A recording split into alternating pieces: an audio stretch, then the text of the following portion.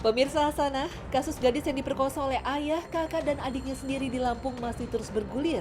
Beberapa fakta baru terus bermunculan. Korban gadis muda yang memiliki keterbelakangan mental ini mengalami pemerkosaan hingga 5 kali dalam sehari. Kasus di Lampung ini sempat membuat syok publik. Bagaimana mungkin orang tua dan anggota keluarga yang mestinya melindungi anggota keluarga justru menjadi pelaku kejahatan pada anggota keluarganya sendiri yang tak berdaya. Berhubungan intim dengan keluarga sendiri bahkan dilarang keras, sekalipun dengan cara pernikahan yang dibenarkan syariat. Secara medis pun, pernikahan dengan mahram bisa menimbulkan dampak buruk yang tidak sederhana di kemudian hari. Secara tegas, Allah Subhanahu wa Ta'ala melarang pernikahan ini dalam firman-Nya. Diharamkan atas kamu mengawini ibu-ibumu, anak-anakmu yang perempuan, saudara-saudaramu yang perempuan, saudara-saudara bapakmu yang perempuan, saudara-saudara ibumu yang perempuan, anak-anak perempuan dari saudara-saudaramu yang laki-laki, anak-anak perempuan dari saudara-saudaramu yang perempuan, ibu-ibumu yang menyusui kamu, saudara perempuan sepersusuan, ibu-ibu istrimu mertua, anak-anak istrimu yang dalam pemeliharaanmu, dan istri yang telah kamu campuri. Tetapi jika kamu belum campur dengan istrimu itu dan sudah kamu ceraikan, maka tidak berdosa kamu mengawininya. Dan diharamkan bagimu istri-istri anak kandungmu, menantu, dan menghimpunkan dalam perkawinan dua perempuan yang bersaudara, kecuali yang telah terjadi pada masa lampau. Sesungguhnya Allah Maha Pengampun lagi Maha Penyayang. Al-Quran Surah An-Nisa ayat 23. Ayat ini dengan tegas menyebutkan siapa saja yang dilarang dinikahi, yaitu orang-orang yang memiliki hubungan darah. Akan tetapi bagaimana dengan pernikahan putra-putri Nabi Adam alaihissalam? Bukankah mereka menikah dengan saudara kandung yang jelas-jelas dalam Al-Quran dilarang oleh Allah Subhanahu wa Ta'ala? Dalam hal ini perlu diketahui prinsip syariat yang ditetapkan Allah kepada manusia.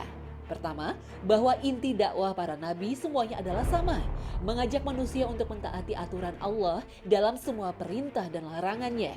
Perintah yang tertinggi adalah perintah tauhid, sementara larangan yang paling buruk adalah larangan berbuat syirik. Hanya saja rincian syariat antara satu nabi dengan nabi yang lain terkadang berbeda. Terkadang ada aturan di masa silam dibolehkan, namun di zaman kita dilarang. Misalnya bersujud kepada nabi. Dalam syariat Nabi Yakub dan Nabi Yusuf hal ini dibolehkan. Sementara dalam syariat Nabi Muhammad SAW bersujud pada nabi dilarang. Sebaliknya, ada juga aturan yang dulu dilarang tapi sekarang dibolehkan. Dalam syariat Bani Israel, lemak kambing dan sapi hukumnya haram. Dalam syariat umat Muhammad SAW, lemak dihalalkan. Allah berfirman, masing-masing kalian memiliki syariat dan ajaran sendiri-sendiri. Al-Quran Surah Al-Maidah ayat 48. Prinsip kedua, Allah mengajarkan dalam Al-Quran bahwa manusia diciptakan dari satu orang, yaitu Adam alaihissalam. Sementara manusia lainnya semuanya keturunan Adam. Allah berfirman, hai sekalian manusia, bertakwalah kepada Tuhanmu yang telah menciptakan kamu dari seorang diri. Dan darinya Allah menciptakan istrinya. Dan daripada keduanya Allah memperkembangbiakan laki-laki dan perempuan yang banyak. Al-Quran Surah An-Nisa ayat 1. Dalam ayat ini, pasangan Adam yaitu Hawa diciptakan dari Adam dan darinya Allah menciptakan istrinya. Dalam hadis dari Abu Hurairah radhiyallahu anhu, Nabi SAW bersabda, sesungguhnya wanita diciptakan dari tulang rusuk. Hadis riwayat Bukhari dan Muslim. Imam Nawawi menjelaskan hadis ini bahwa maksudnya Hawa diciptakan dari tulang rusuk Adam. Itu artinya Hawa memiliki ikatan darah dengan Adam alaihissalam. Ketiga, di zaman Adam alaihissalam menikahi saudara kandung dibolehkan. Anak-anaknya menikah dengan saudaranya, Allah membolehkannya karena darurat. Keempat, dalam syariat Nabi Muhammad SAW, aturan ini tidak berlaku. Kaum muslimin dilarang menikah dengan wanita sedarah atau mahram sebagaimana difirmankan Allah Subhanahu wa Ta'ala. Diharamkan atas kamu mengawini ibu-ibumu, anak-anakmu yang perempuan, saudara-saudaramu yang perempuan, saudara-saudara bapakmu yang perempuan, saudara-saudara ibumu yang perempuan, anak-anak perempuan dari saudara-saudaramu yang laki-laki, anak-anak perempuan dari saudara-saudaramu yang perempuan, ibu-ibumu yang menyusui kamu, saudara perempuan sepersusuan. Al-Quran Surah An-Nisa ayat 23. Namun pernikahan dengan saudara-saudara atau mahram bisa saja terjadi karena tidak tahu. Misalnya, dua bersaudara, laki-laki dan perempuan terpisah sejak kecil atau karena tidak tahu bahwa ternyata keduanya bersaudara satu sepersusuan atau karena sebab lainnya. Jika memang tidak tahu, lantas seorang laki-laki menikahi saudaranya, apakah tetap berdosa? Lalu jika menghasilkan keturunan, bagaimana status anaknya? Para ulama sepakat bahwa ketidaktahuan seseorang dalam melakukan perbuatan yang dilarang oleh syariat agama tidak menyebabkannya berdosa. Jika sesuatu yang tidak diketahui tersebut memang sulit untuk diketahui, kecuali melalui bukti-bukti atau sama sekali tidak ada orang yang memberitahukannya, atau tidak ada orang yang bisa ditanya kebenarannya.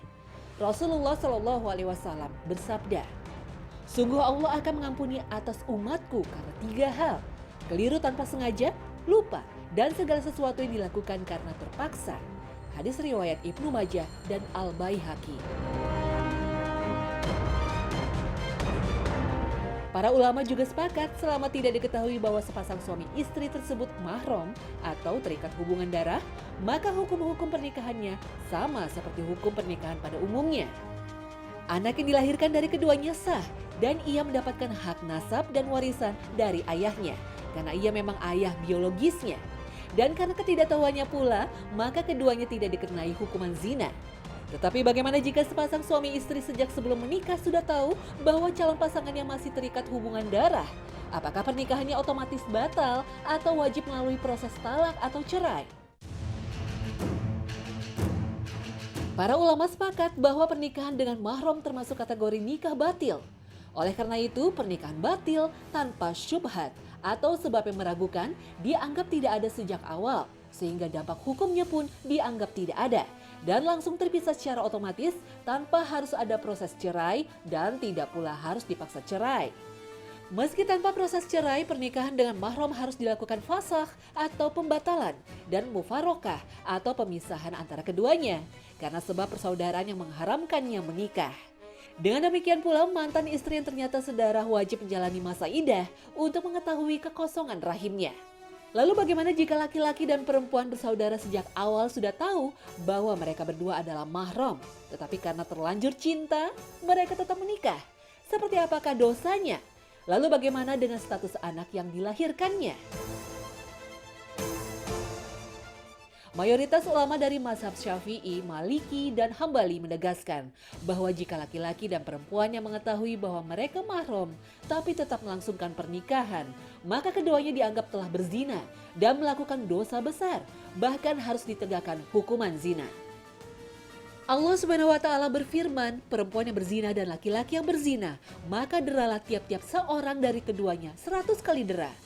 Al-Quran Surah An-Nur ayat 2. Rasulullah Shallallahu Alaihi Wasallam bersabda, tidak halal darah seorang muslim kecuali karena salah satu dari tiga hal: orang yang berzina, orang yang membunuh, dan orang yang murtad dan keluar dari jamaah. Hadis riwayat Al-Bukhari dan Muslim. Adapun jika dari hasil pernikahan tersebut lahir seorang anak, maka nasab anak dinisbatkan kepada ibunya dan tidak boleh dinisbatkan kepada ayahnya karena anak tersebut merupakan anak hasil zina. Wallahu a'lam.